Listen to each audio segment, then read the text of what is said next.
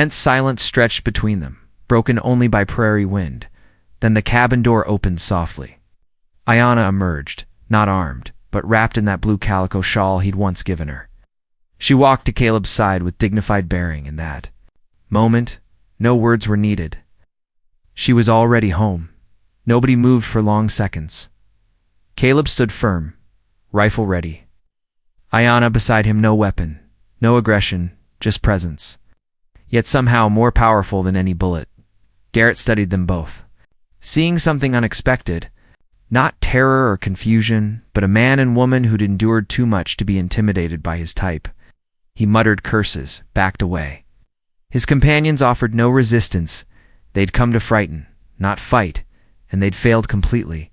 By the time their dust settled beyond the horizon, Caleb still held his rifle ready, simply turned to Ayanna and nodded understanding. That night passed quietly. Words weren't necessary. The threat had vanished, replaced by something more lasting than momentary safety, real peace.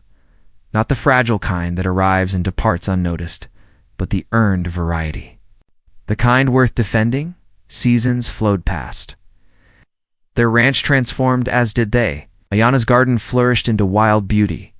Caleb's hands grew more weathered yet steadier. Together they built something lasting, not from past losses, but from conscious choices to continue forward. Love, perhaps, but deeper than romance. Trust.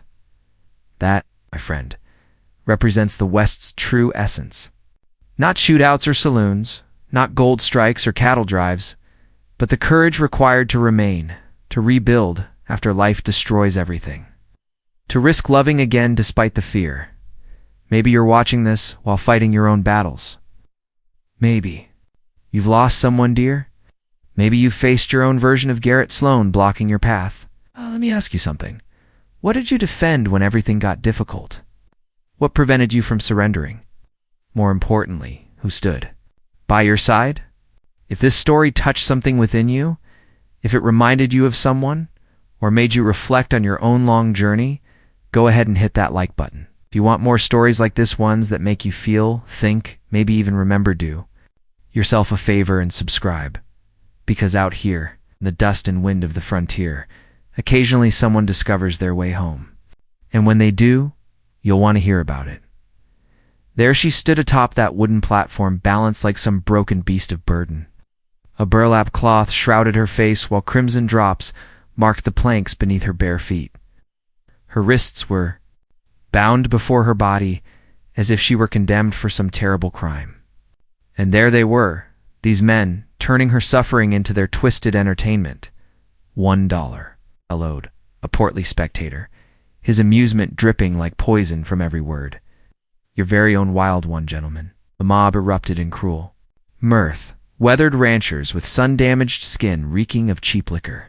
Fresh-faced troublemakers with dirt-caked spurs and empty hearts behind their stares. Caleb. Morgan pressed against the crowd's outer rim, his pulse hammering against his ribs like thunder. He'd witnessed humanity's darkest moments before. Gettysburg's bloody trenches, watching young soldiers draw their final breaths, yet this spectacle surpassed even those horrors. This was wickedness performed for entertainment. Every instinct screamed at him to turn away. That's what men of his station do: keep quiet, let corruption flourish unchallenged. But then she faltered, just briefly, as though the weight of humiliation buckled her legs for one heartbreaking instant. That single moment shattered his resolve. $1, he declared, his voice cutting through the air like steel. The jeering crowd fell silent as if struck by lightning. Auctioneer's lips twisted into a sneer. Sold to our lonesome dirt farmer, he mocked with venom, as Caleb mounted the platform and severed her restraints. Lifting away that degrading hood, he braced himself to find a shattered spirit, a hollow shell of humanity. Instead, he discovered rebellion itself. Golden eyes blazed with unbroken will, shoulders set with quiet strength, neither cowering nor defeated. That fierce expression would haunt his dreams forever after. He possessed no knowledge of her identity or history. But the instant his fingers touched those ropes, he understood he'd purchased far more than another human being. He'd bought himself a conflict he was utterly unprepared to face. The journey. Home passed in complete silence. It's not from any attempt at mystery, but because words simply wouldn't come. 7 long years had elapsed since Mary's passing. 7 years of growing comfortable with solitude. Some afternoons, he genuinely cherished the quiet. Now, he had a companion. And what a companion, a woman who'd remained voiceless since her liberation. No tears, no gratitude, no visible terror. She simply followed his mount on bleeding feet, as though it meant nothing at all. When they finally reached his property, evening shadows stretched long. The homestead appeared diminished somehow, almost embarrassed by its modest appearance.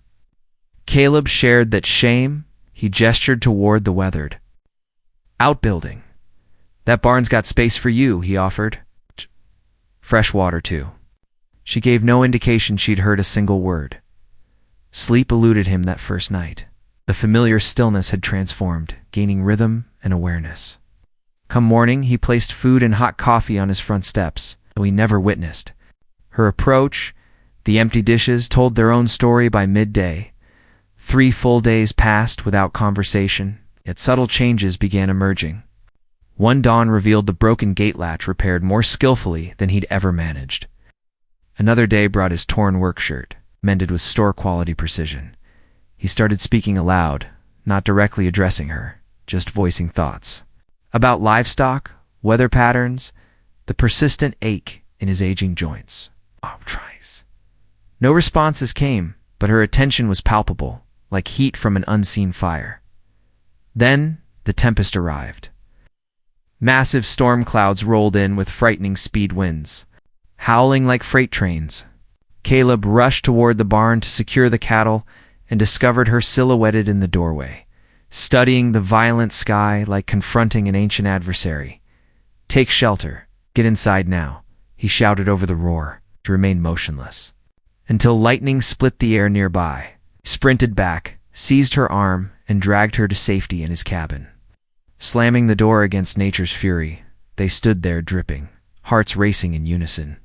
In that charged moment, he glimpsed something new in her amber gaze, genuine fear. The storm itself didn't frighten him, but that vulnerable expression did. For the first time, she wasn't merely enduring. She was revealing her humanity. Following that tempestuous evening, their dynamic shifted without words or vows, only through small gestures. Each morning brought Caleb's ritual of leaving coffee and fresh cornbread on the porch, though unseen. By mid-morning, the offerings had vanished. She began perching at the steps, edged not close, but no longer hiding either. He discovered her identity not through spoken introduction, but from markings in the earth. One morning, a long-lost saddle appeared perfectly positioned on the porch railing. Beside it, delicately traced in dirt, bloomed a prairie flower's image. That evening, he retrieved one of Mary's botanical guides. Page 47 revealed the truth. Ayana blossom, meaning eternal bloom in the Comanche tongue. The following dawn, he whispered it softly while setting down her breakfast. Ayana. She didn't startle or acknowledge him directly, but from that day forward he repeated the name. Each time her gaze lingered just a heartbeat longer. Several days later came his own name from her lips. Caleb. Single word. Gentle yet unwavering, but it stopped him completely. After years of silence, hearing his name spoken by another voice felt like discovering music. Conversation remained sparse. They had no need for constant chatter. Instead, they began rebuilding together, her gentle influence transforming the kitchen, his weathered hands tending the land. Evenings found him reading aloud by flickering firelight, stumbling through faded pages while she occasionally smiled at his mispronunciations. They were constructing something genuine and unhurried, one peaceful twilight as he sharpened tools. Beside the barn, Ayana approached and softly placed her palm over his. No words were necessary. For the first time in years, he felt like more than just a man marking time. Had he known what approached, he might have prepared weapons instead of farm implements. But peace has that cruel irony. You never realize its value until it's threatened with destruction. If you've stayed with us this far, perhaps you're someone who still believes in stories like theirs. If so, consider subscribing and staying with us, because these Western tales have so much more to share. In small communities, rumors travel faster than wildfire, especially when idle tongues need entertainment. Back in Red Bend, whispers about Caleb and his Comanche woman had evolved into full-blown legends. Some branded it scandalous, others saw it as comedy. But Garrett Sloan took it as a personal affront. You see, Garrett had originally dragged Ayanna to town expecting a quick sale, easy money, then he'd move on. Instead, some quiet widower had made him appear foolish before everyone. Now Caleb's name couldn't be mentioned without snickering, and Garrett's ego was raw and festering. When men like that suffer embarrassment, they don't forgive. They plot and simmer until they're ready to create havoc. One scorching afternoon, Caleb noticed movement on the distant horizon. Not rain clouds, but dust, kicked up by approaching horses. For riders advancing rapidly, he dropped his fence-mending tools. Ayanna, he called with forced calm.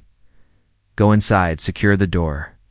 She looked up from her vegetable patch, assessed the approaching dust cloud, and silently disappeared into the cabin. The riders didn't slow their approach.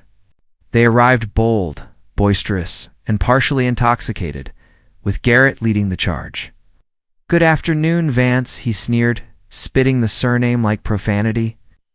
Heard you've been playing happy family with stolen property? Caleb remained composed. Voice level. She's not property, he stated. She's my wife. The declaration carried weight, perhaps not legally binding, but emotionally absolute. Garrett's laughter cut like broken glass. Think that makes any difference? She belongs to the town.